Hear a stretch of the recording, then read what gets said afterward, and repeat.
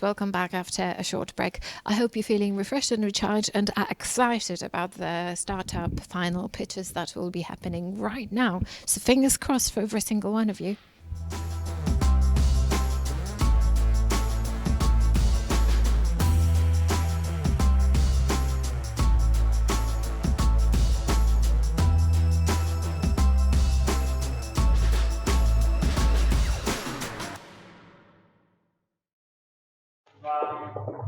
Go. Hello, everybody, and welcome to the grand finals of the Great Pitch Contest for our Wolf Summit Live April event. Today, we have an exciting jury for the finals. We've got the whole team from Xpara VC of Singapore. Firstly, I would like to welcome Douglas Abrams, who is the CEO and founder of Xpara, followed by Paulina Białek. She represents the European side of operations. Then I'd like to welcome Krista, who's based in Thailand, and finally, Rico.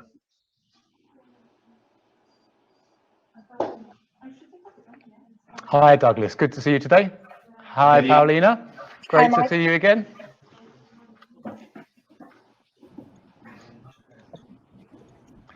Hi, Krista.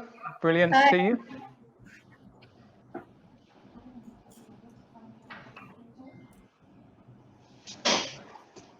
And finally, we're just waiting on Rico to join. He should be with us shortly.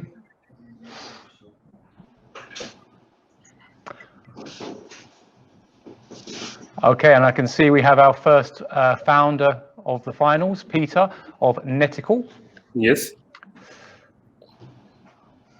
Can I start it? 1 second, we're just waiting for Rico. He's having some technical issues. Okay. Oh, Rico is saying that he needs approval.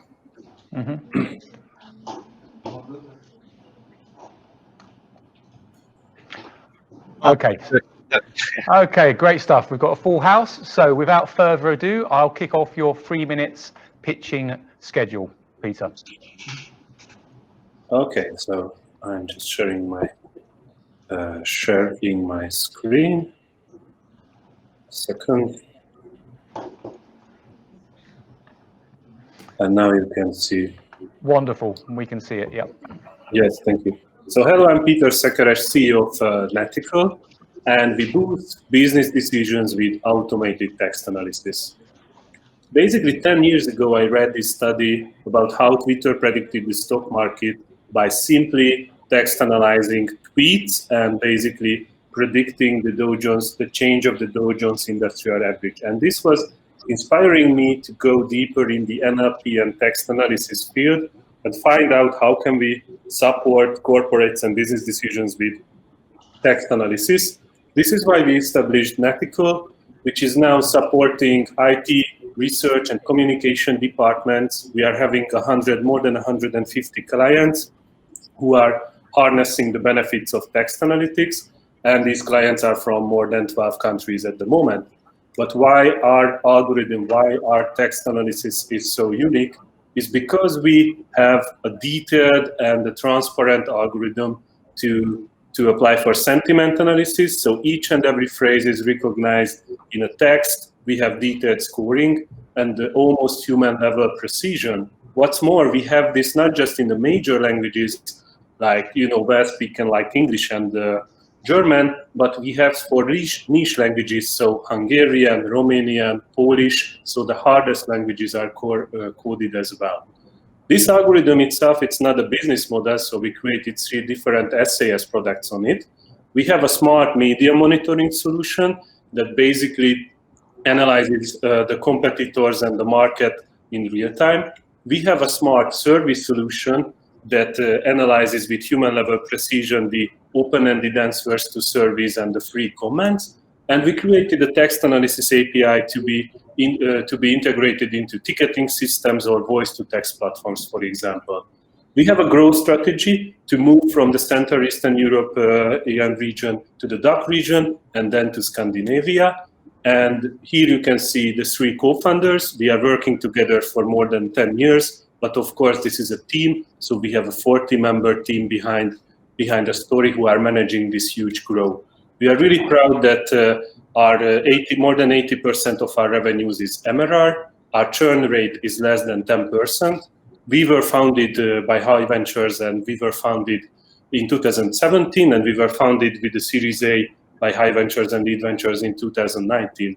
We gonna manage to double our revenue in 2020, and we are using the funds to enlarge our business development and enlarge our development teams. So this is what is Netical about, and looking forward to your questions. Lovely. Thank you very much for that, Peter. And that's your 3-minute window up. I'm going to hand over to the judges now for 4 minutes of Q&As. Yeah, so congratulations. It seems like you've got a lot of traction with this company, and real clients making real revenue and funding rounds. But definitely this interesting area, sentiment analysis, NLP. There's quite a few companies doing that, but it seems like you must be doing something different or special to be able to get this much business. Question for our program, we're looking for companies that are developing products and services that are going to be targeting the post-pandemic world and the changes that have taken place as a result of this pandemic and future pandemics. So how would you say that your application or your solution fits into that criteria? Yes, what we can understand in the post-pandemic situation is that many companies are moving to the digital sphere in providing services, delivering, and digital customer experience is a crucial point to that.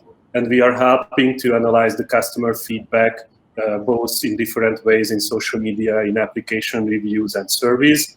This is one part. The other part is to get the team health. So it's the HR part, the employee experience can be also harnessed with the special sentiment analysis. So these are the two main parts which we can help in the future, the companies. Okay, just have sorry. Oh, sorry. And then the follow-up question is, what would you say is your main differentiator from other sentiment analysis and NLP companies? Yes, our first one is the precision. The second one is the language coverage. So we are covering not just major ones, but very special, programmatically special languages. And the third one is that we know also how to visualize this. So, KPIs themselves is not enough. We need to support decisions with dashboards and special reports. And this is part of our expertise as well. Right. Good. That's a good point. And just to your business model, because you had 3 kinds of different products. Yes. So, where do you see yourself generating your revenue from? And is it equally distributed? And how do you generate the revenue from your main sources? Yes, at the moment it's not equally distributed. So we can say that 70% is from the media monitoring platform, but that is the more mature solution. The smart service solution covers around 20% of the revenues, but this is actually was started 1.5 years ago. And the API directly covers 5% only, but we just started to focus on that business line. The reason we are okay with the 3 businesses is that these are kind of upselling or cross-selling opportunities. So when we get in touch with the company, help with them in one area, they're getting to open and introduce us to other departments where the products with the same precision, same language knowledge will help. So Netical is more like an ecosystem of analytics tools, not just one. But in the future, we expect to have more balanced revenue stream ratio with the products. You mentioned precision as one of the differentiators with other companies. So what's the source of your improved precision? What enables you to do that? To measure precision or to? Why are you able to be more precise than other companies that are trying to do the same thing? This is an algorithm I developed from the scratch 8 years ago. So I was writing it, and we are testing it basically every 2 weeks. 2 or 3 different people are testing our algorithm. A few months ago, Romania Market Research was testing 400 mentions analysis, and they disagreed with 4 only from the 400. So these are the examples we are using to fine-tune and prove that we are really good in the different languages. Okay, Peter, thank you very much. I'm going to have to cut you short there to make way for our next startup. Thank you. Best of luck. Thank you. Okay, up next we have Irakli of Loopy AI.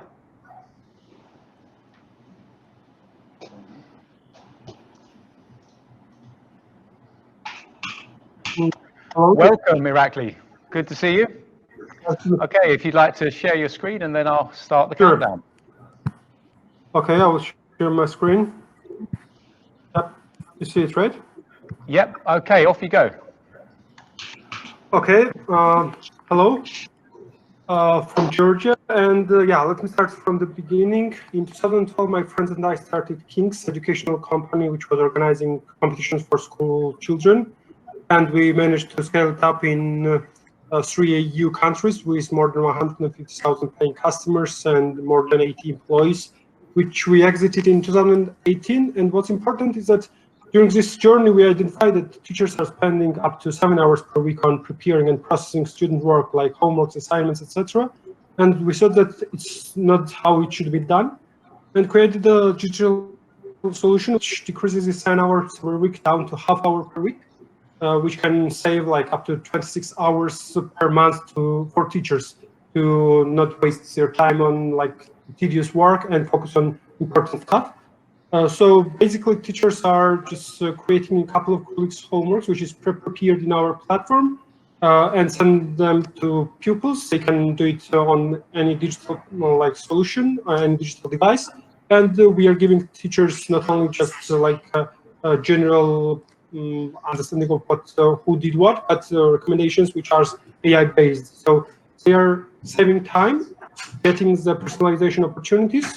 Recommendations which are very actionable. So, for example, we can say that someone is underperforming in particular topic and he needs additional attention in this and that. And we are giving additional data to schools. And here's where we monetize them. We are asking schools up to €1 per student per month. And we have more approximately €400 recurring revenue per month per school. But yeah, during the coronavirus, what we identified is that if our main challenge was to convince schools to use digital solutions rather than pen and paper, which we are using, this is not the case because of coronavirus. We modified the product and launched a new version in 10th of April, and we managed to sign up more than 7,000 teachers in just 20 days, and these numbers are growing very, very fast. Here's our weekly active users on our webpage. We launched on 10th of April, and as you see, like we have growth after that, like first week, second week, third week ongoing, and we already had more than actually already more than 50,000 users on our webpage. So competition, there are not so many people who are doing exactly that. But our main competitor is pen and paper, while our direct competitor can be Nano, which is a Polish company actually. And here's market opportunity. Our main markets to focus on is Georgia, which we are representing. Also Dutch market, because we did the acceleration there and had a prepared product for Dutch market. And Poland and Lithuania is the next because we had experience of working on this market previously. So thank you very much, Irakli. I need to cut you short there. Okay, handing over to the judges for 4 minutes of Q&A. Sure. Yeah, I have a few questions. Can you explain more about how the AI works in the product and how it differs from traditional platforms such as Blackboard? Sure. So AI is for recommendations mainly, and also we are using AI for content part. So first of all, main thing is on the recommendations part. So we are using the data and doing it with AI to give the recommendations on so to identify patterns of different pupils and give the recommendations to teachers. Honestly, we first tried personal recommendations to every pupil, which didn't work so well yet, doesn't work so well yet, because what I mean is that pupils and their parents liked that, but on the data side, teachers' recommendations works much better. So after we gave the recommendations to teachers, pupils on whom we gave the recommendations improved compared to others who didn't get this kind of recommendation. While on the pupil side, that doesn't work so well. So probably that answers your question. Yeah, and I am just very short in time. I can speak more about that if it's needed. Do you hear me? Yeah. Actually, there's a little noise in some part. It's not 100% clear, but okay. I think generally understand what you're doing is like an app for teachers and students to communicate when students are doing schoolwork remotely, correct? Yeah, correct. But there are a lot of apps like that. I mean, my son is home from school now, and he's working on, he's using an app to do his schoolwork remotely. And I think a lot of schools, for example, in Singapore, already have these apps. But you're saying your big difference is about AI, right? AI and probably UX as well. So, for example, in Georgia, yeah, all of the teachers we have offered these kind of solutions. Main things like, for example, in Georgian education minister works with Microsoft, and the teachers are using Microsoft Teams or other platforms for communication. It's interesting thing is that it's easy, very easy to use. Like I can actually share my screen. You see my screen actually, right? So yeah, here how it looks in Georgian. You're just selecting class and like subject. You have like already prepared homeworks, or you can prepare for yourself. And basically, after just a couple of clicks, you already have the link to share, which is unique link. This link can be shared in any digital solution, like in Microsoft Teams or other, like Facebook Messenger even. While all the platform, all the pupils are easy to like onboard, and basically easy to use part is quite important as well, rather than like only AI. So because of that, I see like our product really went viral because we did like almost perfect like zero of like money spent on like spreading the word. We just put it in some teachers platform like Facebook group, and yeah, it just it went viral because of it's easy to use, and also has the like actionable recommendations which are useful as well. And can you talk a little bit about the company traction? You mentioned that teachers are using it, so do you have revenue already? Previously, we have the revenue. Previously, our model was that we were going directly to schools and monetizing with them. We had already 10 schools paying approximately €400 per month. Right now, we are not monetizing these 7,000 teachers. We are not going to till the September because of this coronavirus, and it's like corporate social responsibility, and also it helps us to grow fast. Okay, Irakli, I'm going to stop you right there. Thank you very much for your presentation and best of luck. Thank you. Next up, we have Alexander of Inspector Cloud.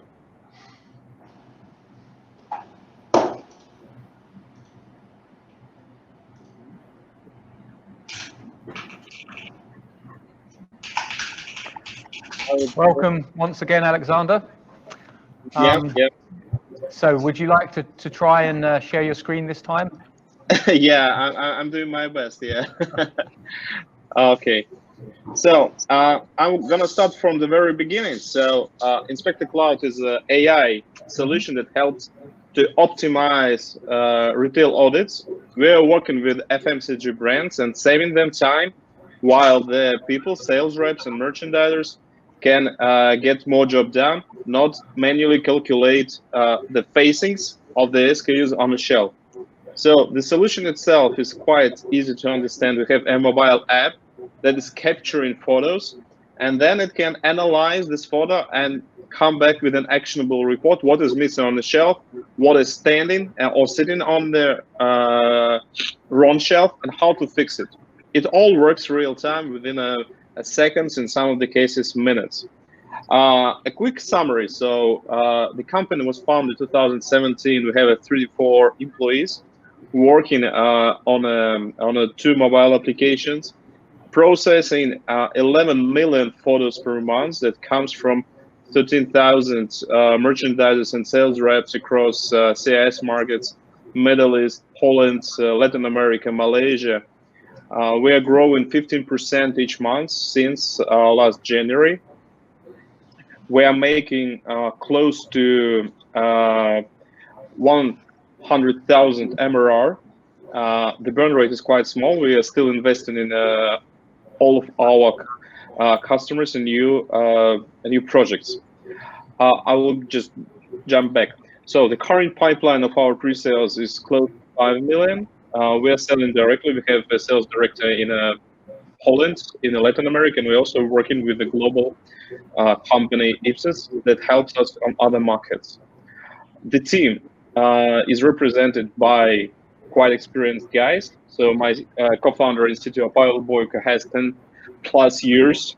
He was awarded as one of the most prominent scientists of Russia. Viktor Olimpitsky, our research advisor, is most quoted scientist in the computer vision. Our mentor, Steven Krieger, who actually worked almost all his career as a leading top manager of the retail companies. At this precise moment, we're raising money to go through different markets. The market is quite huge. The competition is not that actually strong. There is only one big global company called Trax that is acquiring the competitors, and that's practically it. Each big market has its own vendor, but due to our unique sauce, which actually includes these main 3 points that we're analyzing pictures in real time, we are easy to scale from 10 end users to 1,000, and a technology that is not utilizing any of the workers that makes it quite affordable, actually making our value proposition quite strong. Thank you very much for that, Alexander. I need to cut you off there. Okay, over to the judges for 4 minutes of Q&As. I actually just have a starting question. So yeah, it's with regards to technology. Let's say you get a new customer. I imagine in order for it to take the pictures and scan it and tell you what is missing on the shelf, for example, then you would need to set it up somehow. Is that like, how do you manage that, and how do you, like, isn't it a tedious process to get on board on the platform for new customers? So onboarding process takes typically from 1 month to 2 months time, frankly speaking. Yeah, we're asking our customer to get the SKU catalogs, the data set for our neural network to be taught, yeah, to recognize the list of the stores. And it's quite a routine, yeah, it's quite a routine, and we're actually able to make it quite short because we're interested in a rollout and making money. How long is Yes. go ahead. Oh, okay. Typically, how long is the sales cycle for your clients? The sales cycle is a B2B sales. So I will actually lie if I'll tell you that actually it takes a month to sell to a big corporation like Unilever that we're working with. Sometimes it takes from 3 months to sell a pilot up to 1 year in most of the cases. The good news actually that our pipeline is quite big. We know actually the corporations that are interested in this kind of solutions. It happens to be the global Western FMCG brands that are buying massively image recognition across almost all of the markets. And the use case for this product is in retail stores? The main use case is the automation of two things. The first thing is retail audit. Yeah, so the top managers of FMCG brands has a good data that actually from thousands of stores. Yeah, they cannot get it from anywhere. Nielsen cannot actually provide this kind of information because they get only access from maybe 100 of stores. And another option, actually, the most important business case that we are providing to our customers is actually that we are saving time. And if payroll is calculated per hour, then actually it makes a huge difference. Yeah. So even at 10 minutes of savement of time per 1,000 of sales reps per each store makes a huge amount of money. Also, the third option is actually they can save money, not paying to those people who are not actually meeting the KPIs per each store. The KPI for on-shelf availability of the certain SKUs. It can save up to 25% of the whole budget. So where do you see this fitting into the post-pandemic world applications that we're looking for in our accelerator program? So the main effect of the pandemic on us is actually that we are rolling out the projects with a bit different mechanics. So now we are providing our application not only to the sales reps, but also to the sales owners who can take the photos and save the lives of the merchandiser who don't need to visit each store. Yeah, they just know exactly which store they need to come to. And also, it's money saving tool. Yeah, so everyone wants to cut the budget, and we are helping to do this. Could you elaborate a little bit more on the stream of revenue? How do you charge the customers? We're charging per each store being audited. The price could start from 5 cents per store if the amount is huge, up to $50 if the amount is small, and the number of the categories inside the retail audit is big. So is this charged like per month, or it's like per month? Per month, yeah, it's a SaaS. It's a SaaS recurring per month based on the number of the audits within a 1 month's time. Okay. Okay, guys, thank you for that, Paulina. That brings us nicely to the end of the Q&As. Up next, we have Umia, who is the founder of Omnious. Hello, can you hear me? Hello, welcome, Umia. I can hear you, but I can't see you. You won't be able to see me because we've had trouble. Either I can show my camera or I can show my screen. But Okay. So if you go ahead and share your screen. yes.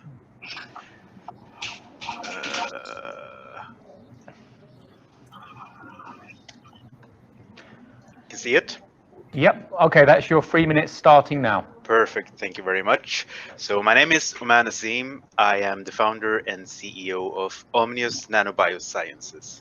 And we are a science, as it says, company based in Stockholm. And we're developing something we call cutting edge nanoprobes. So these are really small nanoparticles that have the ability to go and detect and find biomolecules. And we have two very interesting applications that we are developing this for. So one is actually creating something called human cell atlases. So it's, imagine a Google Maps version, but you have maps of organs and cells in the whole body. And this is the next cornerstone in biology. So imagine everything we learned from DNA sequencing and all the solutions that came out of that. The next step is to actually build maps of each cell in the body to develop new therapeutics and diagnostics. But our technology actually has some other applications as well. And researchers here in Stockholm from SciLife Lab, they came to us because they wanted to implement our technology in their corona testing. So that's something that we are talking about today, because we really want to help out in this field, and it's important to be able to do massive testings. So with our technology, we can help make super quick tests that work at room temperature, while the current rapid tests actually, they require some heating, so they require 65 degrees. And one more important thing with our test would be that we can actually detect different strains, while the current ones only detect one. And in addition, it also is a lot easier to use our kind of technology to adapt for the new strains. So now the whole world is consensus on that this will come back in seasons, coronavirus, and it will be important to be able to detect the different strains that it brings. The problem with our type of test is that it's not as sensitive as the current ones, and that's where our company comes in. So because we make these nano probes that are super bright, we can actually prevent or help out with this problem and make the test very sensitive. And how that in very short works is that if we don't have our nanoprobes, then we have to do long amplification, maybe 2 hours, and use regular probes. While if we have our nanoprobes, then we can really shorten that time. And you see that the virus that we have captured, it will be much less amplified, but our nanoprobes, they compensate for that because they are so super bright. And we are implementing this in a mobile phone type of diagnostic unit. Super. Thank you very much, Umia. I'm going to cut you short there. Thank you. Okay, over to the judges. Okay, I'm just going to head off and ask you, where are you in the development process of this? Like, how far is the company?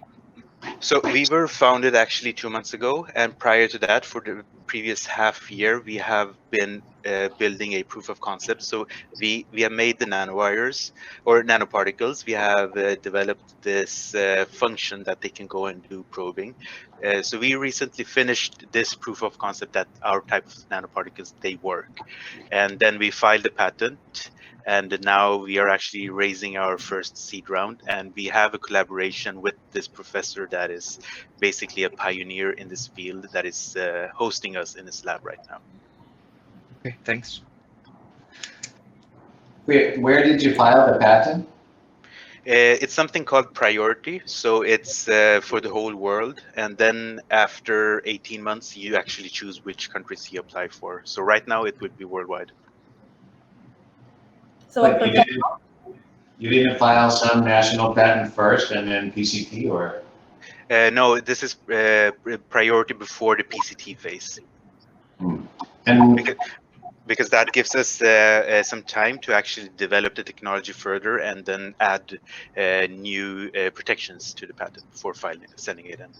so the patent is for, it covers what? It's not just nanoprobes, right? Because there's other nanoprobes, or it's some variation on nanoprobe or improvement in nanoprobe? Yeah, so we have something very unique, which is that we can do high multiplexity with our nanoprobes. So what we have protected is actually the technology to go into cells and detect different genes in these cells so that you can actually do the mapping.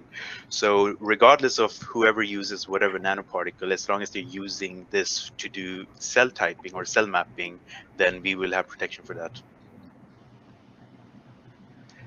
That's good to hear. Can you just describe, like, so your nanoprobe system, it goes into the existing testing systems, the rapid testing system, or do you develop the tests themselves as well? And just a brief comment on the mobile device part of it. Right, so our collaborators at SciLife Lab, they are actually developing the workflow for doing the actual test where you collect the samples from patients, you put them on a surface, and you do all this bioassays to prepare it. And they have already developed this mobile phone device, and they already published this as well. And in addition to that, they have published a lot on how to do the amplification in room temperature and all these things. It's a 10, 20-year old research. And how we are coming into this is that our nanoparticle or nanoprobe technology, it fits very well into actually probing their kind of bioassay. So this is a very tight collaboration. It's in the same lab that we are in right now. And we are working very tightly to implement our probes into that. And what's your background? I'm a nanochemist,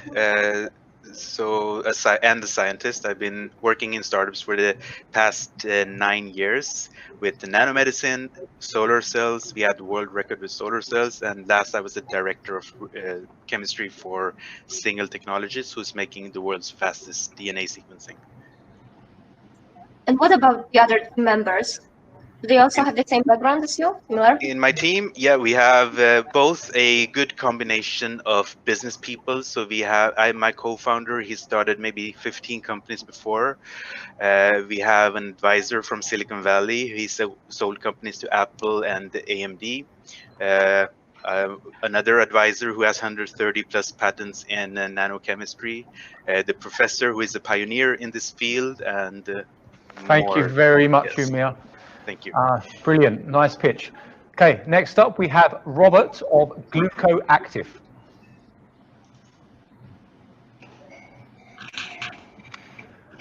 Okay, Robert, nice to see you. Nice to see you. I'm sharing the screen. Super. 1 second. Okay, could you see my presentation? Yep, that's your 3 minutes starting now. Okay, so my name is Robert Stachurski. I'm the CEO of GlucoActive company. According to World Health Organization, 10% of global population suffers from diabetes, which gives us around 422 million patients globally, and up to 20% of population is undiagnosed. This leads to almost 4 million deaths yearly. There are two main reasons behind the problems of blood glucose monitoring. It is painful when you need to prick yourself even 20 times a day. And secondly, people feel fear of diagnostics. This leads to poor quality of life and even premature deaths. In contrast to traditional glucometers, which causes pain, our solution is a pure gain because it uses completely non-invasive laser light, which penetrates the skin and reacts only with the glucose molecules and allows us to determine what is the blood glucose level. Currently, we have 3 versions of the devices, stationary for the professional use and 2 wearable devices for patients and sports enthusiasts.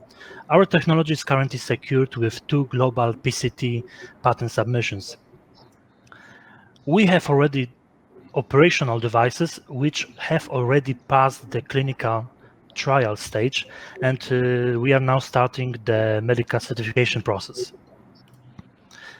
GlucoActive allows patients to measure glucose concentration with similar relative error as traditional glucometers. However, in the future, we will achieve accuracy even better than laboratory tests, we hope. Currently, we have a long list of deals in pipeline, some of them already signed, including licensing of the technology to global corporations, sales, in example, to pharmacies, and cooperation with governmental institutions. We base our business model both on technology licensing and also software subscription model. In 2020, we are closing the trade partnerships and finishing R&D process. In the middle of the 2021, we'll get FDA and CE medical certification and start sales. In 2022, we will build new types of diagnostic devices based on our non-invasive measurement technology. Our team currently involves 21 people, specialists in optoelectronics, microelectronics, medicine, and business. We are also doing a pilot program with Nationale Nederlanden and many other entities. And what we need currently is 1.5 million euro for the medical certifications and launch of the first 3 devices. Later, we'll need 3 million euro for the development of other human blood parameter devices. In 2022, we want to also achieve the break-even point, and in 2024, based on the results, we will decide to scale globally or do a partial or complete exit. Thank you. Great stuff. Perfect timing, Robert. And those are some nice and chunky figures you've just touted there. So I'll send you my Revolut details after the stream and you can wire me some of that. Okay, so over to the judges for 4 minutes of Q&As. Can you explain more about your unit economics? Like, I understand that you're doing a tech licensing, which is probably how you're planning to scale, but how does that work with the hardware and software? You mean what is the business model for hardware and software? In terms of the unit economics, I just want to understand more because you also have the hardware part, which is the device itself, but you also do the tech licensing. Yes, because generally we believe that we are too small to act on such a big global market, which is worth around $22 billion, and will be not so big enough to sell it efficiently. That's why we are looking for partners that could license the technology. So we will be manufacturing devices. They will have exclusivity sales license on different regions. From the other side, we want to offer our customers a subscription model on the devices, so hardware as a subscription, and also software subscription for the medical facilities, because one thing is supporting the diabetes patients. Second thing is supporting of medical facilities where all of the medical doctors need to have access to many different patients and do the remote healthcare options. So how much does one of the hardware cost for you to actually manufacture? Currently, for the GlucoFits, which is the wearable armband, manufacturing cost is around 150 euro per device. So the end user price could be around 500 euro or less.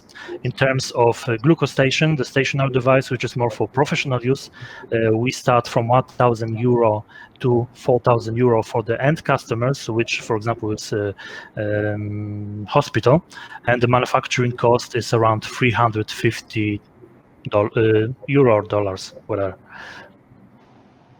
So it seems like you have a real breakthrough, and it's a very big market and exciting product. So congratulations. Where do you see this fitting into the theme of our accelerator program, which is the products and services for the post-pandemic world?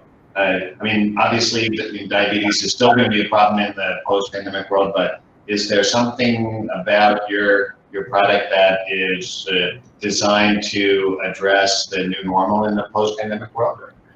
Yeah, first thing is that this is highly innovative product, and there is now currently a device that offers a non-invasive measurement of blood glucose concentration. So we would be the first, and okay, there are a few R&D projects that are also trying to do it. However, I think we are on much better stage than there, because we already proved that technology works. In a few weeks, I think we'll publish an official report from the clinical trials showing that our accuracy is inside the norm for all of the strict glucometers. So yes, market is huge. The potential of the devices is also huge. That's why the biggest problem now is how to make mass production and how to sell it on global market, because we are too small. Yeah. Well, there's some. I thought I had seen some companies that were doing like retinal scan for this type of monitoring. Also, I guess it's different from laser, but isn't that also non-invasive?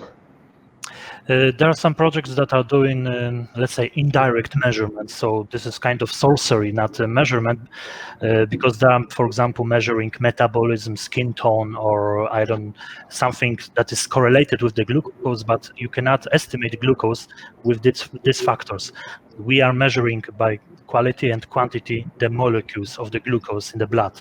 So that's why we believe that our method would be the only that could work. Okay, thank you very much, Robert. I'm going to have to cut you off there.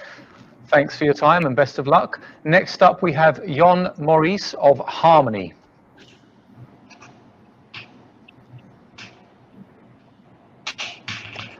Hello, hi, John. everyone. Hi again. Good to see you. Okay. So let me share my screen. Give me a moment. Okay, so do you see my screen? Yep, we've got that. I'll start the countdown. Best of luck. Okay, thank you. So, hello everyone. My name is Jon Maurice. I'm co-founder and head of product at deep tech startup Harmony Human Technologies. And let me start this pitch with a question. What is in common for these three facts? 45% divorce level in the European Union last year, 7 trillion per year in losses due to poor employee engagement in the US, and number one reason for startup failure. Number one reason for startup failure is the wrong team. So all these three facts have just one thing in common, and this is misunderstanding between people. Misunderstanding fail both personal and business relationship. Are we all the same? Are we all different? How do we build relationship? By guessing people around us. And the impact of this is huge. An 80 years long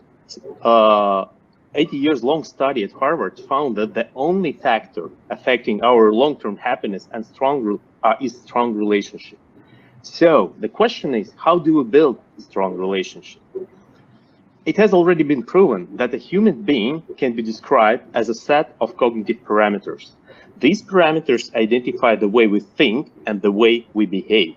And we know at Harmony that these parameters can be measured and quantified. And we are not alone in this challenge. There are a lot of question-based tests assigning you personality based on Big Five and BTI IDs, predictive index, or other methodologies. University of California even piloting brain activity scans to identify your behavior patterns. IBM is using its supercomputer Watson and AI to analyze your written text for the same reason. But all of those methods have big issues for mass adoption. They are either inaccurate or biased or descriptive or expensive in case of brain scan. But what if there is another way? At Harmony, we are building a machine learning powered technology that identifies your cognitive behavior patterns from just a couple of photos or a piece of video. We call it Cognitive ID, unbiased, precise, private by design. And we are using Cognitive ID to create a whole ecosystem of how we call it people-conscious apps and services. In coming months, we are releasing Harmony Mini B2C application, helping you to understand yourself and relationship with people you love. Later, we are planning to roll out a product for high-performance teams and provide Cognitive ID API as a service to third-party partners. And we understand that any startup is as strong as its team. Andre, a friend of mine and a serial entrepreneur I co-invested with in other ventures, is leading our team as a CEO. And of course, Evgeny, our mastermind with a decade of experience in psychology and cognitive science, is leading our R&D team. At the moment, we are raising a bold seed round of $3 million for 18 months runway to focus on machine learning and AI team expansion, B2C app improvement, and B2P software as a service launch. So thank you. We are Harmony Human Technologies.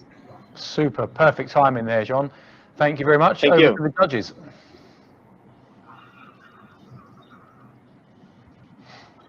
So can you talk a little bit more about how the app actually, how the technology actually at the fundamental level helps improve relationships? Like what's your real breakthrough in that? That's a great question. The breakthrough lies in the on the level of understanding each other, language, let's put it that way, because every person thinks differently. When I talk about, for example, support with my wife, I mean the one thing, but she expects the other thing. So that's exactly, we show the misunderstanding between two particular people, two particular basically designs of minds. And then we're showing if your particular wife or your business partner, whatever, expects supports, it means this in their language. So we are translating different languages of different people. So you're also saying that I don't know if that was, if I can take over. But you also told that some of the other tests for personality and these things that they can be biased, for example. But how can it be that yours are more precise based on a picture and a photo than, for example, the big 5 tests? Yeah.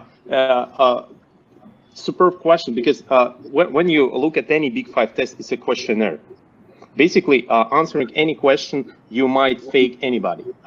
And also, you might even do this unconsciously. So you think you are this, but maybe you are not, because you've been pressured to think that you are this or that by society, by family, by whatever it is. So they are super biased. And the other problem of those tests, at the end of the day, they tell you, you are creative extrovert. And what the hell is this? What should I supposed to do with this information? What we do, we dig much deeper and we show you actionable data based on different situations, different aspects of your personality. So we show you what kind of stress reaction you have, for example, and how you should deal with stress, what kind of energy levels you have, and where and how to replenish your energy levels, and where you waste your energy on what you shouldn't do, etc., etc. So this is like precision and actionability of data. This is the core of our technology. And it's not biased, even though it's just videos and pictures. Exactly. That's exactly why it's not biased, because we don't care about your age, gender, basically race. We don't care about who you are as a person, your name, whatever. All we care is how your face is built and how you basically talk, how you behave when you deliver something. That's why our, for example, demo video interview that we are piloting right now consists of 3 general questions. We are not asking about anything about your personality. We're just asking about your favorite city or whatever it is. Okay. So where do you see that this fits into the post-pandemic world? You know, the problems that you cited on the first screen, they're problems that have existed for a long time, and this definitely seems innovative. The theme of our program is companies that are trying to solve problems that are developed during this crisis and are going to persist after. So how do you see this fitting into that vision?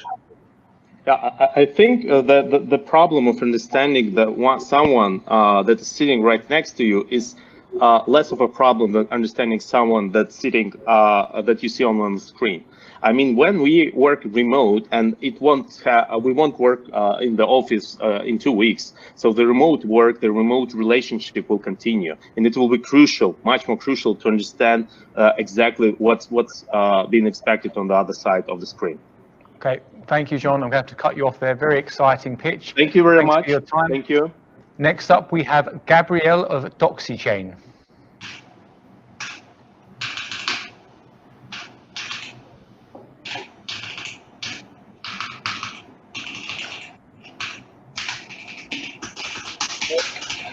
Welcome, Gabriel. Welcome. Yeah, if you'd like to share your screen, please. Great. Okay, 3 minutes starting now. Hey guys, I'm sitting since weeks at my home office, and maybe you guys you've got the same experience, and all of us using some kind of different digital tool. But the question is, they are really secure? We have noticed this problem since 2018. Even though you receive an email, you can electronically sign. But what's that? Are you sure how it's secure? Is it truly secure? Are you sure that it's secure in a immutable way? Revolution, security, and revolution. Our solution gives you all security with paperless contracts and legal paper. We turn the revolution into evolution. Our team comes from Warsaw University of Technology. We are the members of the special task force in Polish Ministry of Digital Affairs. Since the very beginning, we built our solution in fully compliance with the European directives, namely a gas and durable media directive. We create Doxygen. My name is Gabriel Dymowski. I'm co-founder and the CEO of this company. And this solution is built for you.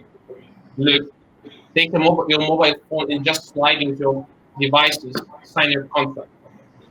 But we are really fast, so we develop as well as the application which can be run in the web form. And here is how it's secure. With the very first solution, which brings your document in blockchain and combining with the signatures, which is compliant with directives. And blockchain is a new security standard in internet. And this is what we call the evolution.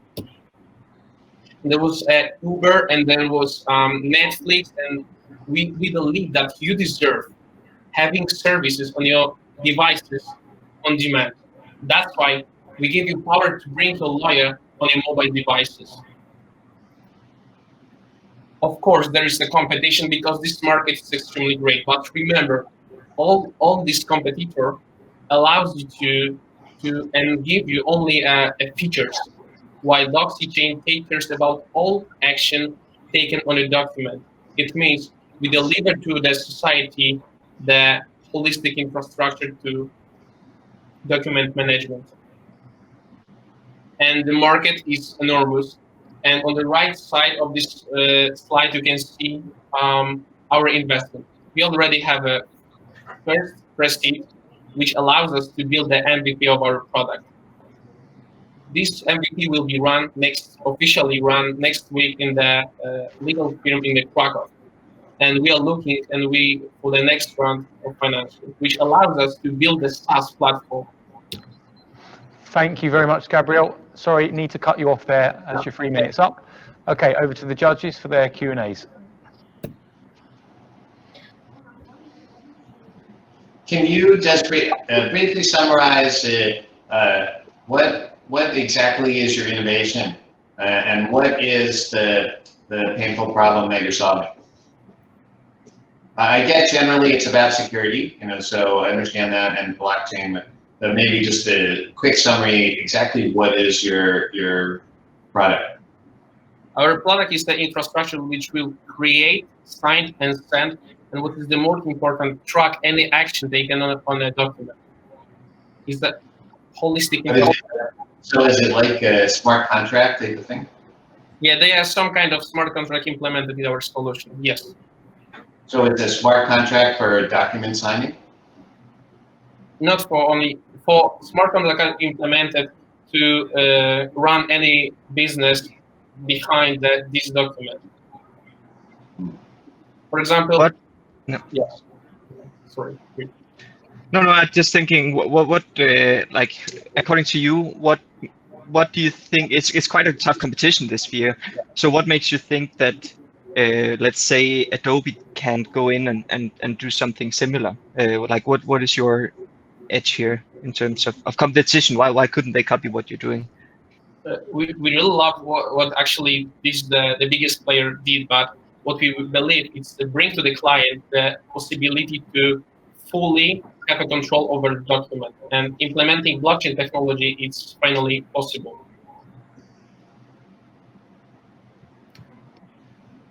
But majority of the consumers, I'd assume they would use Adobe Sign or DocuSign. Like, what would be the switching cost for them? Sorry, could you repeat the question? I think most of the consumers would be using either Adobe Sign or like DocuSign. Like, there's going to be a switching cost. Like, what's going to make them move from using a platform that they are used to and that they use on their daily basis already to use this one?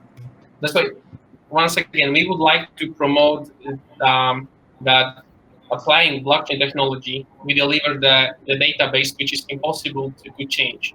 It's immutable database.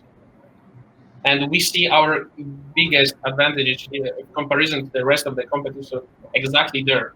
That the user can be sure that the document which he received is the only one source of truth. So how big of a problem is it with the current electronic signing systems like, with like EchoSign or DocuSign? How widespread is document manipulation, or the problem that you're addressing here, where the document is been altered after somebody signed it, or do you have any sort of sense of the scale of that problem right now? Is it 10% or 1% or 1/10 of 1%, or we don't really know? I'm not sure if I properly understand the question. You asked me how this market grow right now? No, I'm trying to understand. For example, we can trust that your documents have not been manipulated. Yeah. Do we have any idea what percentage, for example, of documents in EchoSign today are currently manipulated?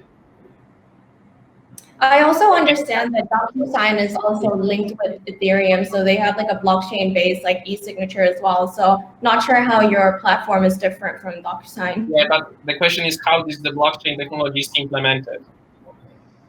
We believe that we can integrate the society by the dedicated node. Okay, Gabriel, we're going to need to stop you there. Thank you very much for your presentation. Okay, and finally, this evening, we have Balaji of SenseFix presenting. This will be the last pitch of the evening, and then we'll go away to deliberate. Hi, Balaji. Hi. So can you see my screen? Not just yet. Okay. Okay, we've got it. Okay, so good afternoon. My name is Balaji. I'm the founder and CEO of SenseFix, headquartered in the Silicon Valley and having our European office here in Warsaw, Poland. We make devices speak directly to service. So the problem that we are trying to solve is, all those devices surrounding us, our offices, our industries and manufacturing facilities still depend on operation managers to plan their maintenance. Our vision is to enable such devices to automatically search, find, schedule, and manage their repair and maintenance by themselves. So in the end, we effect self-schedule, self-calling, and self-ticketing of service by machines themselves. Me and my co-founders, we come from the operation and maintenance divisions from various Fortune 500 companies, and we are solving this problem which we faced about 3 years ago.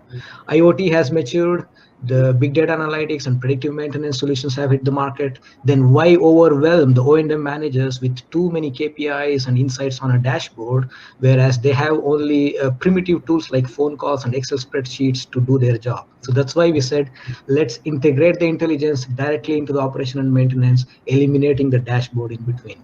This we do by bringing two concepts into the market.